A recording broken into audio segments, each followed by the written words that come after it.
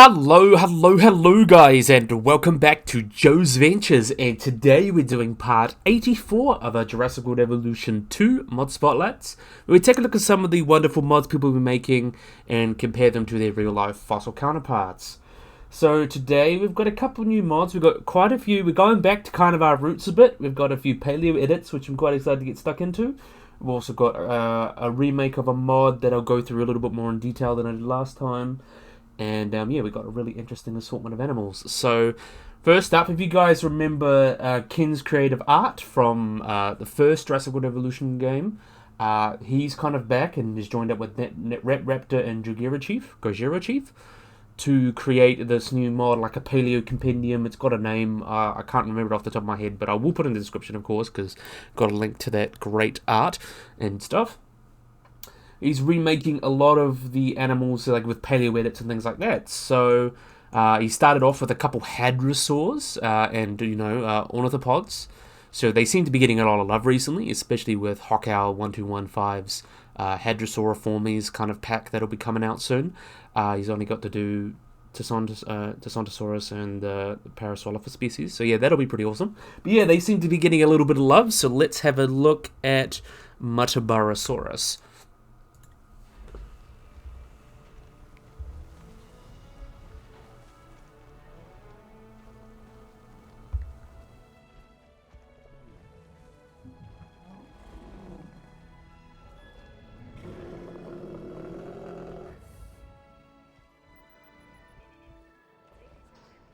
So you can see here, there's the Muttaburrasaurus, and I gotta say, I really do like how this one's actually come out. I love the patterns on this guy, especially like this one. I love the patterns, and a little bit of red really accentuates that one. Definitely really nice patterns, and oh yeah, some of the colors are a little bit weird, but I do like the general like pattern of it. It looks really, really cool. So let's have a look.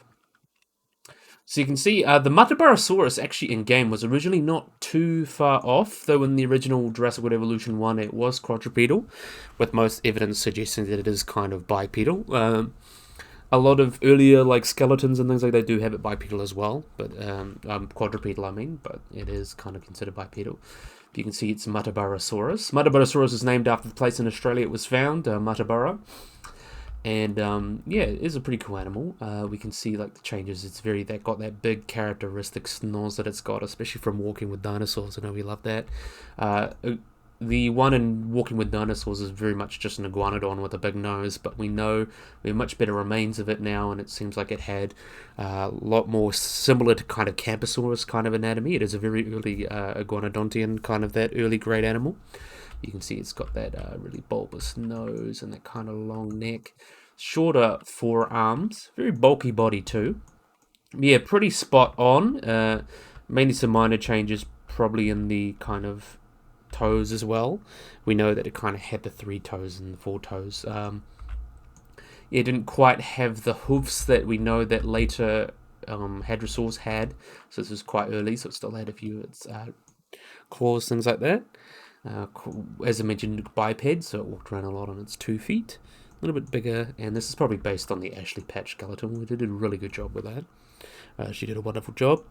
And you can see that long tail. So yeah, pretty awesome. I'm definitely a big fan of this one. I'm glad that the hadrosaurs are getting love, because we get all these like kind of packs, especially Hockow, who's really done an awesome job doing the animals that don't get a lot of love, like stegosaurs and ankylosaurs and sauropods. I'm really glad that more people are not just making edits for all the carnivores and things like that. It's nice to get some of the other animals get some love. So eventually, hopefully every animal in the game will have a paleo-accurate edit, and then we can, if you want to play an paleo-accurate Jurassic World Evolution 2, you can have all those mods in and make sure that all your mods, are scientifically accurate as possible. So that'd be quite cool. So yeah, definitely a big fan of those. So yeah, let's run out of there. So next up, next one as well, so we've got another one as well. So they've made 2. They started off with 2, and they have released another one, but I'll cover it next episode. We have got another cool hadrosaur. We've got Olorotitan.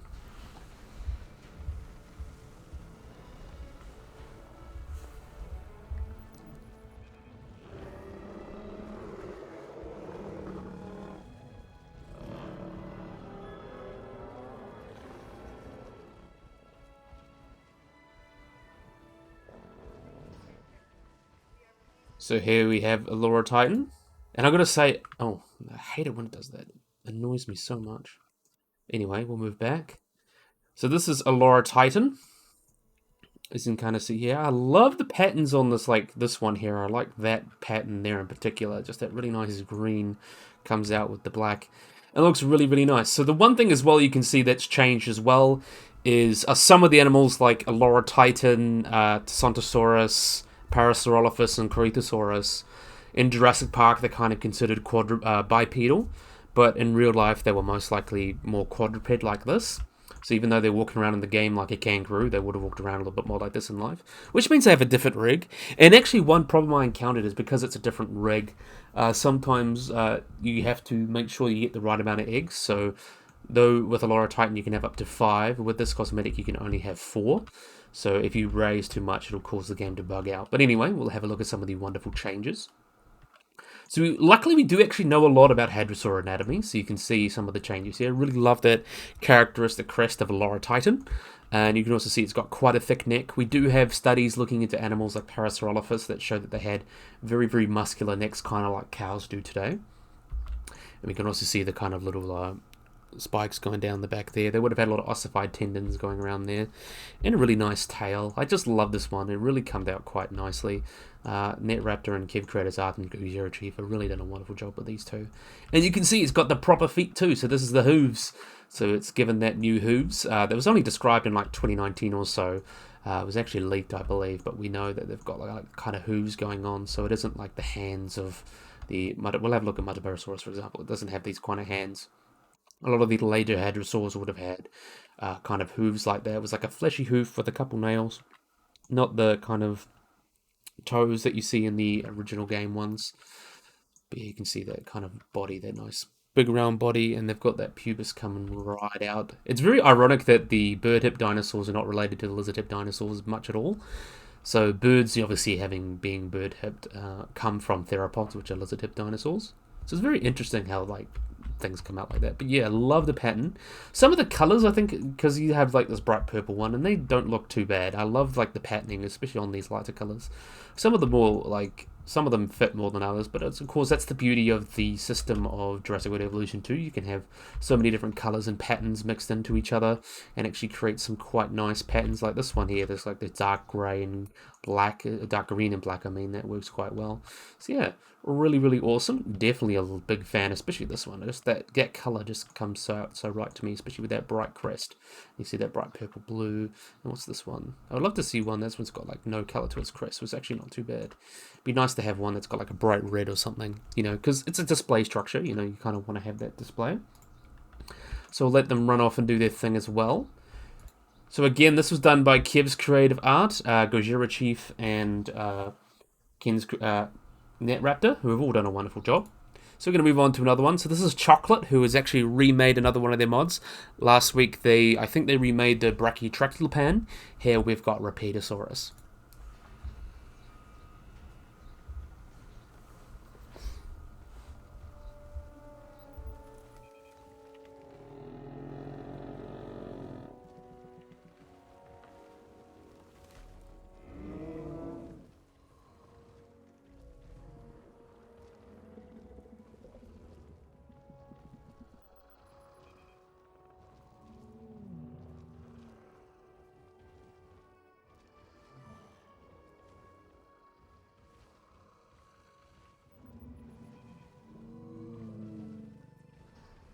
You can see this is quite a nice remaster, if I do say so myself. Why didn't my words work? I'll have a look at the one that's like the orange. I think that one looks quite nice.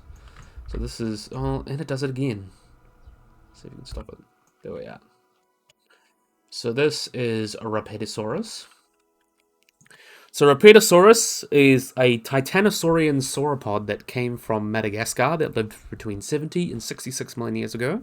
And only one species who's known, Rapetosaurus karunski, has been identified.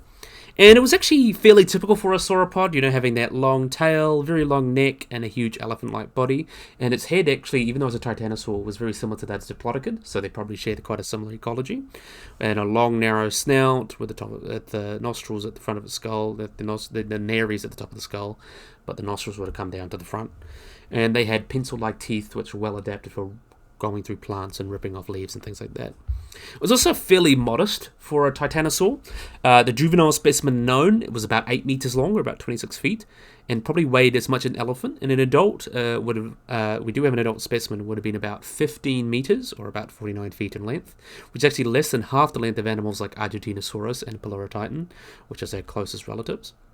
And in 2020, Laramidi and Molo Perez estimated the size of being about 16.5 meters and about 10 tons, so about the size of a large African elephant and about 16 meters long, so quite big. But nowhere near as big as things like Argentinosaurus and a lot of its relatives, which makes sense. It is an island animal. Madagascar was an island during the late Cretaceous.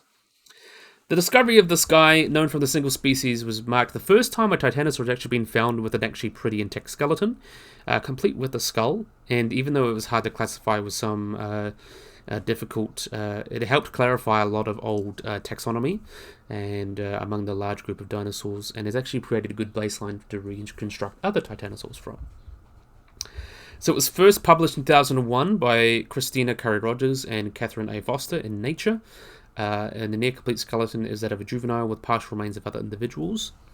The dig uncovering a partial skull of the holotype is a juvenile skeleton, which actually only misses a few vertebrae and unrelated vertebrae.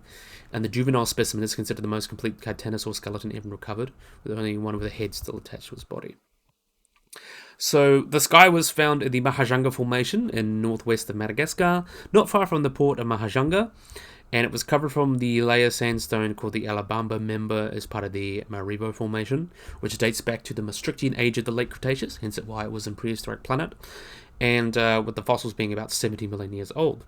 And they were found by the field team by Stony Brook University, with the assistance of the local University Aravanda, and the team leader David Krause kind of have been getting these fossils out or excavating them since 1993. The generic name Rapetosaurus returns to Rapeto, which is a giant deity in Malagasy folklore, credited for the geological features of the land. And Saurus, which means a lizard, basically is the Rapeto lizard. And the specific name Kerensky is named after the team leader of the expedition, David W. Krause.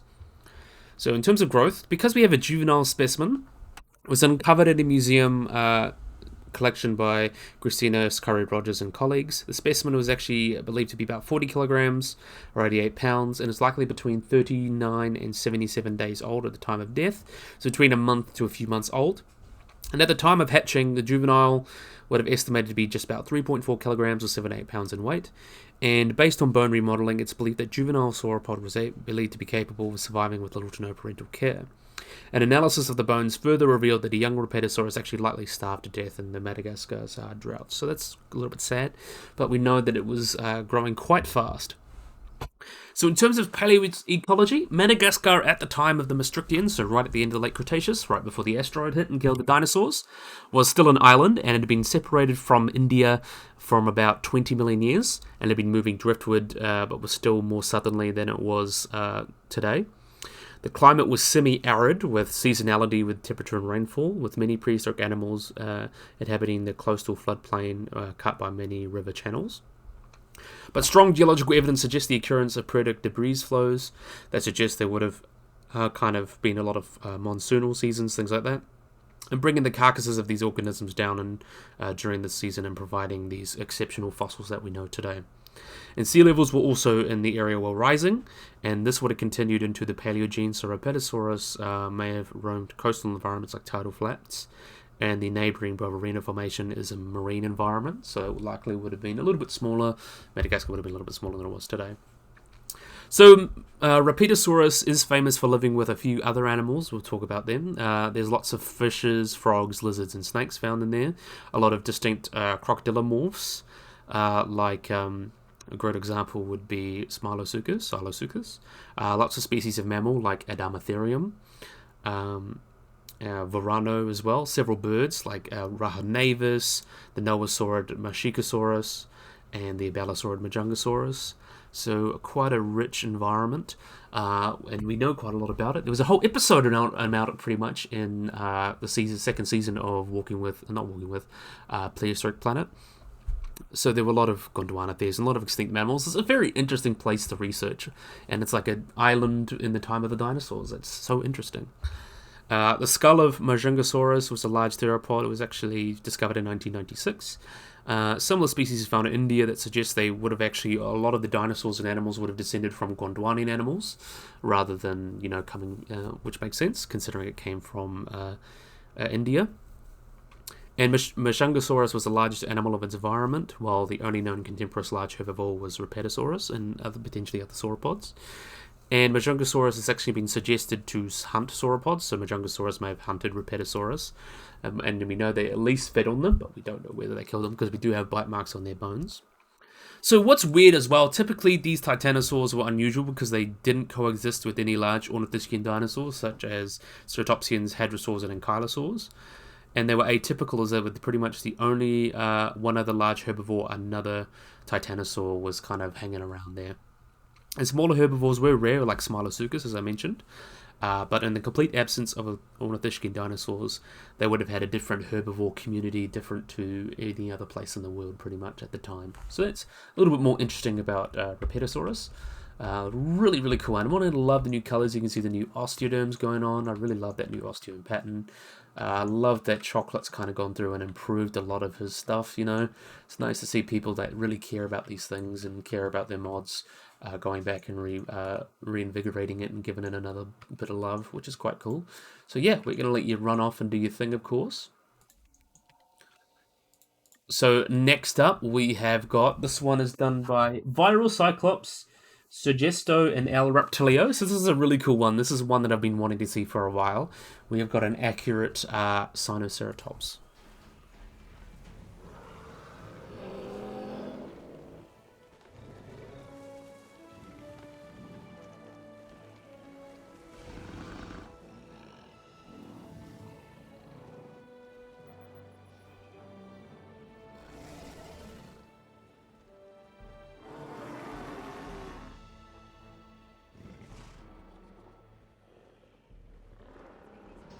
So you can see this is the animal probably done the most dirty by Jurassic World, in my opinion. Or one of the animals done dirty, up there with like Baryonyx. But you can see now we've got a scientifically accurate version. And now Reptilio has made another mod, I think it was a Carcharodontosaurus, that was so amazing. And he's knocked it out of the park again with this model here. So you can see a lot of the changes that have been made to this guy. We'll have a look at you because you fit the colours the most.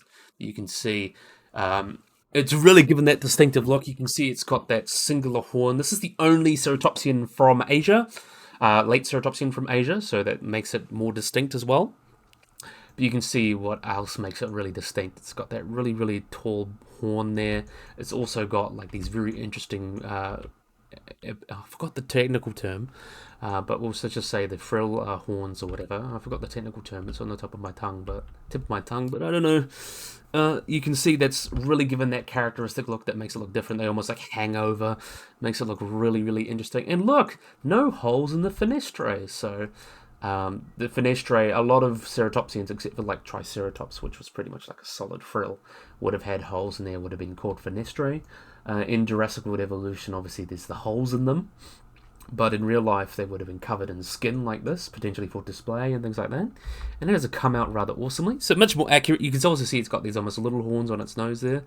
But you can also see that those really wonderful textures. Love the textures. You can see this is actually quite accurate to the texture of a lot of ceratopsians that we know of. They've got like these scales like this, the kind of rectangular ones going down their body.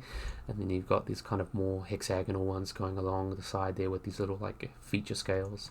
A little bit down here too, so it really does fit what we know of the textures. You've just done a wonderful job with it, and it really fits what we know, as well as the frill, because we thought that the frill sometimes would have been a keratin in the sheath, but we know what it had these kind of scales going on. I love the patterns, and obviously done a great job giving us those really, really nice frills there, the nice horns on the frill.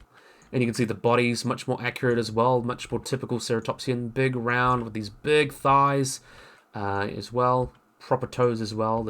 Only the three have nails, and you got the 1, 2, 3, 4, and you got the proper back legs and the proper tail. So yeah, this is actually really, really awesome. I'm in love with this. Our Reptilio mods just knock it out of the park every single time.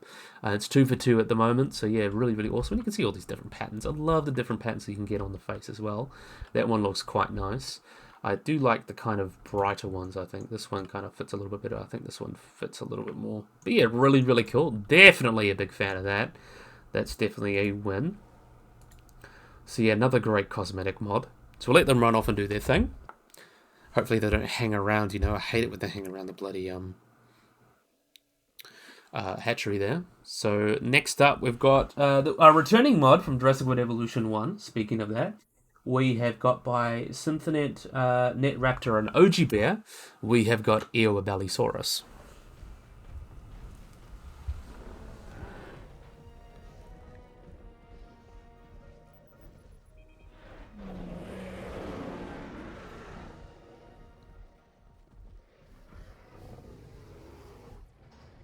So you can see Eoabelisaurus. It's a nice returning one.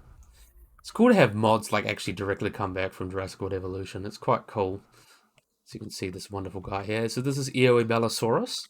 We'll get into that. So Eoabelisaurus is a genus of Albelosaurid from the Lower Jurassic Canonical Formation in the Carnivore Basin in South America. So it's a South American one, like most Abelosaurids, or a lot of Albelosauриds.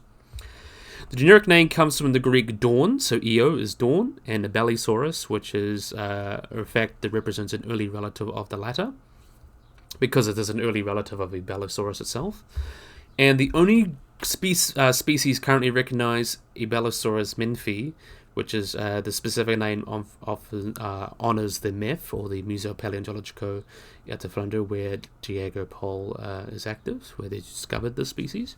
And it's characterized by reduced forelimbs that shows actually primitive characteristics of the Eoabelisaur family. So it's a quite important animal that tells us some of the evolution of the Eoabelisaurs and how we got things like Carnotaurus and Majungasaurus and things like that. So in 2009, Argentinian paleontologist Diego Pol discovered this near the Cerro Condor Vision in the Chubut province, and the remains were found in the Jugo locality. That was part of a series of mudstone, mailstone, and limestone in the Carazabon Formation. And in 2012, it was named as Eoabelisaurus, and was described by Pol and his German colleague Oliver Rahut. And after this discovery, the oldest known Abelisaurs represented from fragmentary remains from the late early Cretaceous of South America and Africa, and any older ones are questionable. So this was the first really, really good early Eoabelisaur, and the temporal range with this discovery was extended 40 million years into the Tocharian. And the existence of a derived ceratosaur at this time indicates that there was a rapid diversification of many centrosaurian lineages, such as Ceratosaurids, Noasaurids, and Eoabelisaurids, that had been established back in the late Jurassic. So in terms of its description, these guys were a bipedal carnivore. They were estimated to be about 6 to 6.5 meters, or about 19 to 21 feet long, with a comprehensive analysis that suggests a size estimate of just under 6 meters and weighed potentially up to about 730 to 800 kilograms. So it's kind of that size there. And both humeri are known from this material, and what's very interesting, they have a slightly rounded articular head on their kind of humerus, which is not the same kind of seen in Abelisaurids and Noasaurids, so it kind of is a kind of a halfway between your typical and things. They also did have reduced limb proportions, so they were starting to get smaller, but they weren't quite as small as they would get in animals like later Abelisaurids, but you could see their forelimbs were reducing, which is quite interesting. In terms of its classification, they were assigned to the basalmost position of Abelisauridae by its describers, and it would be the oldest known Abelisaurid by 40 million years. And the describer initiated the classicistic analysis is only based on a single trait, which would result in positioning lower basal to Abelisaurium. So there's a little bit of debate where it is, but it is kind of weird, but we do know it's at least basal. So it is quite basal to potentially even Ceratosauridae.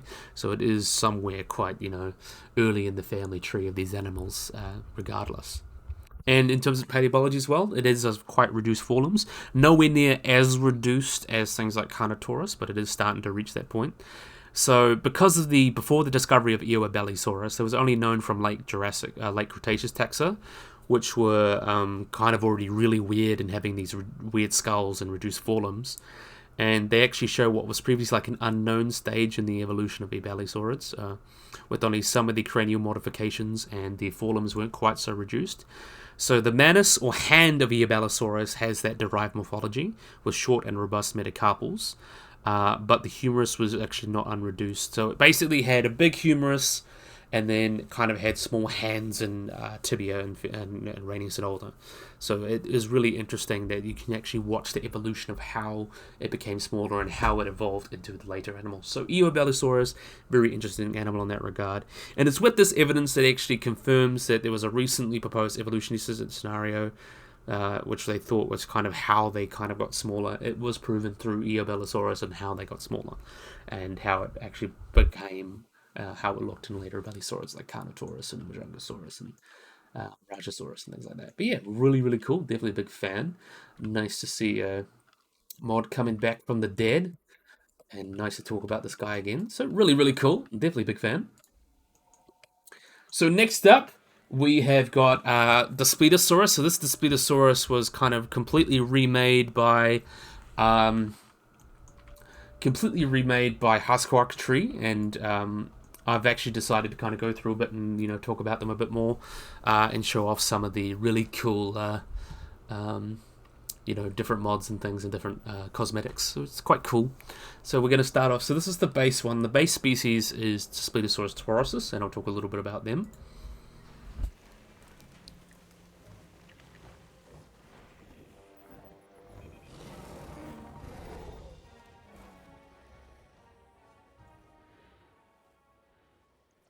So you can see this is a really nice remake. They've been going back and remaking a few of their mods, and it has come out rather well. So this is, as we mentioned, this is Daspletosaurus taurosus, which is the type species. So the type specimen of Daspletosaurus taurosus is a partial skeleton that includes a skull, a shoulder, a forelimb, a pelvis, a femur, and all the vertebrae of the neck, torso, and hip, as well as 11 tail vertebrae, where it was discovered first near Steveville, Alberta, by Charles Martin Sternberg, who thought it was a new species of another tyrannosaur called Gorgosaurus.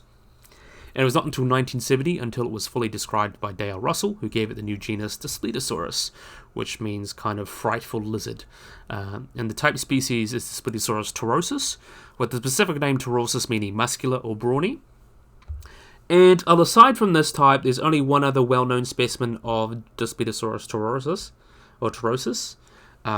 which is a relatively complete skeleton discovered in 2001. And both specimens were recovered from the Oldman Formation in the Judith River group of Alberta, and were described to be middle Campanian. Oh, I don't mean to leave that out, but they have been described about middle Campanian in age, in the late Cretaceous, between 79.5 to 77 million years ago.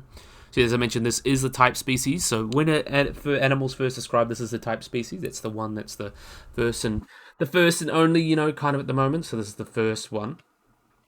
And we'll talk about the other two species too. And there's actually some debate whether they all actually are species. But you can see this Daspletosaurus has definitely improved so much. I really love the patterns on the, on the mouth there. Got some good lips on them. And you can see the anatomy's just improved so much. And the patterns improved so much. And the texture, just Husqvarna Tree is just constantly improving and making its mods better and making new better ones. And it's really awesome to see a lot of these grow and change as well. And it's got so many cosmetics, which I'm excited to talk to you about. So as I mentioned, this is taurosus. Next up, we're going to have a look at, this is, I believe, Wilsoni. Let me quickly check. So we'll have a look in the, let me check Daspletosaurus. Here we are. So we check that. Should we check that's Wilsoni? I'm pretty sure it's Wilsoni. Yeah, that is Wilsoni. So let's have a look. That is Wilsoni. Oh, no, it's paused, that's why. It wasn't quite finished yet. I jumped the gun a bit. Anyway, we've kind of got to see that release 1,000 times, so don't worry about it too much, people. But you can see some of these really awesome colors. This one's actually based on a dart frog, so that's a really interesting one. Let's see what other ones we can find. That looks quite nice. We'll just have a look at that one. Oh, we'll have a look at you. No. We'll have a look at the dart frog one, because I think that's quite a striking pattern. Probably not very realistic, but anyway, quite cool. So this is Wilsoni. Really, really cool one. So The story of this guy is, as I mentioned, there has been the holotype. Along with the holotype, there was a couple specimens found from the Dinosaur Park Formation in the Upper Alban, and specifically the ones are specifically known from the middle upper section of this formation, and they collected a skull as well. It was originally labelled as Eoabelisaurus, and then the specimen was renamed by Thomas Carr in 1999. And then a total of 8 specimens had been collected from Dinosaur Park, and most of them within the boundaries of the Dinosaur Provincial Park. And Phil Carr actually believed this to be a new species of Daspletosaurus, based on different features in the skull. And pictures of this new species have been published, but still awaits further in print. But in 2024, the species was finally described as Daspletosaurus wilsoni. So this is kind of new species. And a new Tyrannosaur also included skull fragments and things like that. It had reassigned to a yet unnamed. There's also an unnamed species of Daspletosaurus, which is not mentioned here, which is actually potentially could be classified as Eoabelisaurus, which is quite interesting. Yeah, this is wilsoni, the other species, kind of the more recent one. And then we'll have a look at the last one. So the next one is going to be Horneri. So this is Daspletosaurus, Horneri.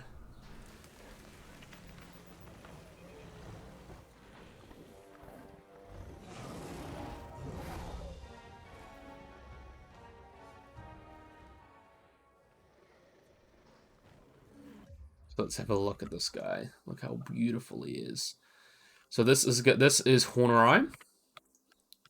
So Horneri got its name from, in 2017 they discovered the bones of a partial disarticulated skull, sacrum cauda vertebrae, and named it JWE2 from the Judith River Formation, with Eddie Warsaw and Dever W. Fowler describing these. And in 2022 they were described as new species of Daspletosaurus wilsoni, which resembled kind of a different one from Horneri.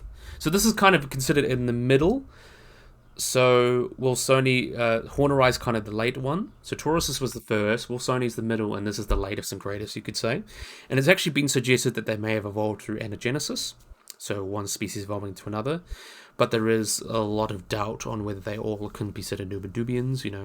They might just be the same thing. They're all considered, or they would be under Taurusus if they were all lumped, because it's not a lot of time for them to change different species. A lot of these characteristics may not actually be diagnostic, so it's kind of taxonomy being taxonomy, I guess. But the story of this guy, this 2 medicine formation taxon, which is from 2 medicine, was named Horneri. So a lot of them are from different formations. So the story is that in 2003, they found a Tyrannosaur in the 2 medicine formation, which was thought to be an unnamed 3rd species of Daspletosaurus, and another skeleton was found in the upper 2 medicine in 2008 and 2001, which actually had a juvenile hadrosaur in its body, so it ate a juvenile hadrosaur. The specimen was assigned to Daspletosaurus, but not any particular species, and the remains of at least 3 more Daspletosaurus have been found in 2 medicine. And they likely resembled an unnamed species, and then in 2017 it was actually named D. Horneri.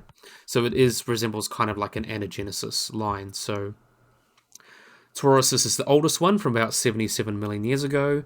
Wilsoni is from 76 million years ago, and then Horneri is the latest and greatest at about 75 million years ago. So kind of shows through time. But there is actually a lot of debate on whether they're actually different species or just all lumped in the same. There's also another genus that had been described in Daspletosaur, Thanatorestes, which is another interesting one that could be Daspletosaurus as well. It's just taxonomy being taxonomy, and being a Tyrannosaur, everyone wants to kind of get their name on something, so it's kind of a little bit of a neither here nor there in my opinion, but still quite cool. It's nice to have these debates, and it's always asking questions, so we should always question. Yeah, really, really cool, and really nice aesthetics. I love kind of the colours on this one with the dots on the top. It is quite nice. So now we're moving on from all the different species. Now these ones aren't particular species, but are kind of particular different kind of cosmetics. So this Daspletosaurus is called Arctic, and you'll get to see why.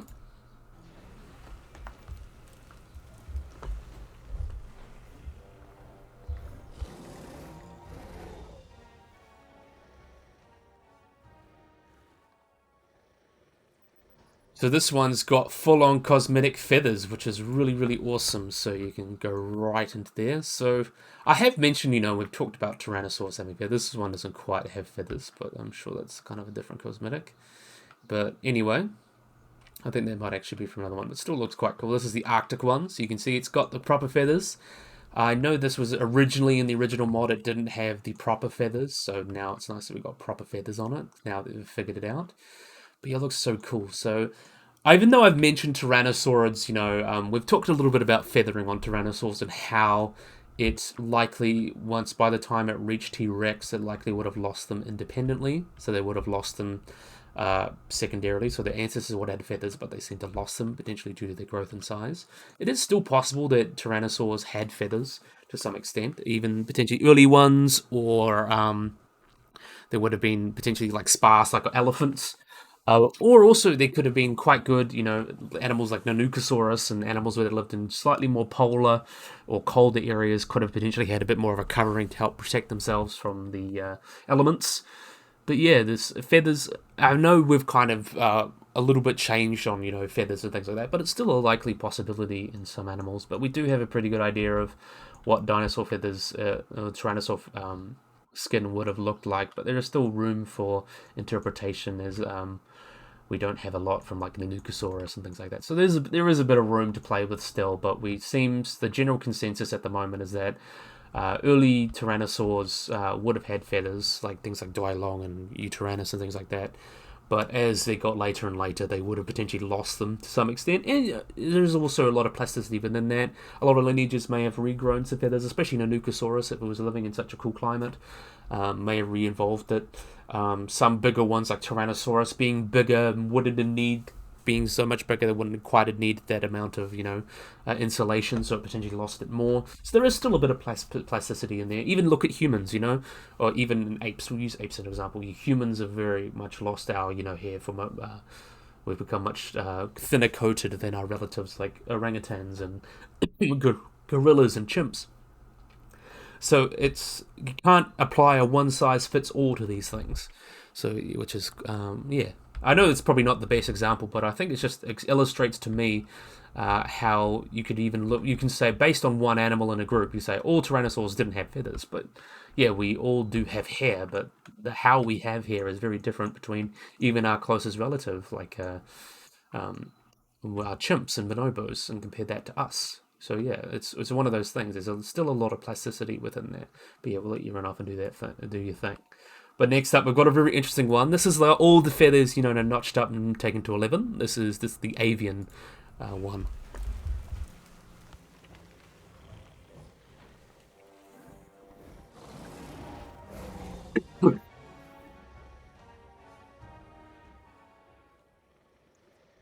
So this is the avian feathers. So you can see that it has got the feathers on it, but also got like the wing feathers and everything. I have seen some reconstructions of Tyrannosaurids with wing feathers, but that's not likely what would have happened.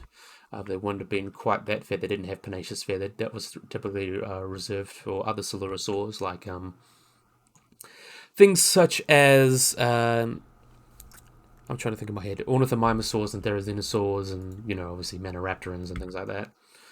Of course, though with Concavinator having kind of the wing quills, it is possible that could have been something more basal in the tree, or they had some sort of display structure. Who knows? It's kind of one of those things. But yeah, there's another really cool one. And I do quite like these. I like that kind of, head feathers as well, and that big fluffy tail. Always looks quite nice. So this is definitely quite nice too. So yeah, we are going to move on from that one. So we're going to have a look at some more. Next up, we have got, this one's from Dinosauria. So this one was covered a little bit before. So this is from Dead Sounds Dinosauria. So this is another cool cosmetic.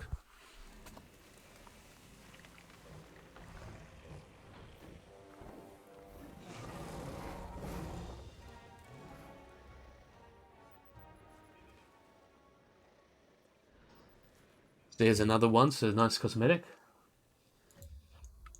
And like they've got their own flair to it, even though it's got different patterns. And this one's got Arctic one too. You can see some of them do actually have feathers, which is quite interesting. So this is the Arctic. This is pretty much spot on to it. So this is the Dinosauria cosmetic. This one too. I like how some of them do got the Arctic as well, which is quite interesting. So yeah, this is the Dinosauria one. And it comes with different varieties, it's not just the singular cosmetic. So yeah, and it looks quite nice, definitely a big fan of that. So we'll let them run off and do their thing. This one's the Beast of the Mesozoic. How can you not love Beast of the Mesozoic?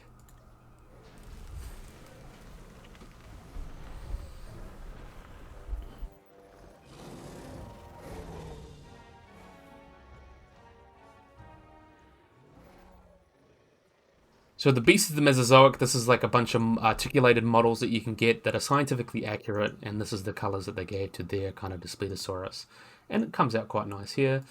And I think the last but not least, we've got everyone's favorite from Planet Dinosaur, which would have been Taurosis. So let's have a look at these guys.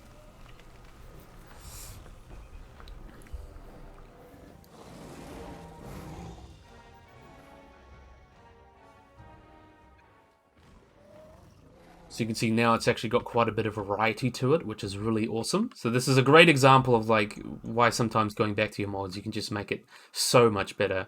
You can see how this guy looks. You can see that very much fits what you get from Planet Dinosaur, which was actually, I think, a little bit underrated, but also a little bit overrated.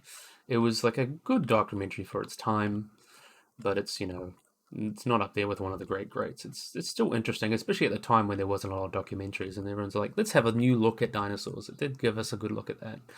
So that's really, really cool. Yeah, definitely a big fan of that. And we can see the babies. So this is the juvenile. Let's have a look at the juveniles. And I did that again. It's alright.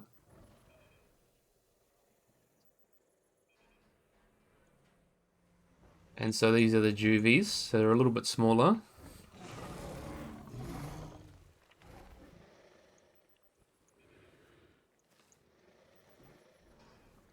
So I don't think there is actually much difference. It's really only like a small size difference. What we know from, I don't think we have much in terms of juvenile Daspletosaurus, but I don't know if they went through the same kind of extreme changes that Tarbosaurus and Tyrannosaurus went through in terms of their growth, but it's maybe possible. But they did have to share their ecosystem with things like Eoabelisaurus and Gorgosaurus, or Rapetosaurus and Gorgosaurus, so I'm not 100% sure on that. And well, that's a lot of Tyrannosaurs. So many. But yeah, that's it. So we'll have a quick look in the genetics lab, and we'll have a look at some of the other variations. So these are some that I haven't put out yet. So this is the default one, which I mentioned before. Planet Dinosaur, that's another one as well, the adolescent version. Beast of the Mesozoic already showed off. This is Panthera, so it's kind of like a nice pattern with all sorts of like different spots, almost like that of a leopard or a jaguar. Well, so many different species. Arctic, that's the one with the feathers.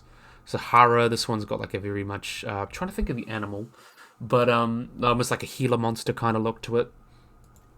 This is another species. Avian has already covered. That's the Dinosauria one. This is another hunter one, the interesting variant with lots of big spots. And it's random, so you can see exit. So these are all the different changes and all the different cosmetics. There's so many different varieties of cosmetics and things with this one. So Harsquag Tree has really knocked it out of the park with this. So definitely a big fan. So last but certainly not least, we've got another really big carnival that I know we all love. So this one's done by Ben124, El Reptilio, Vira Cyclops, and Game Videos for Life. We have got Saurophaganax.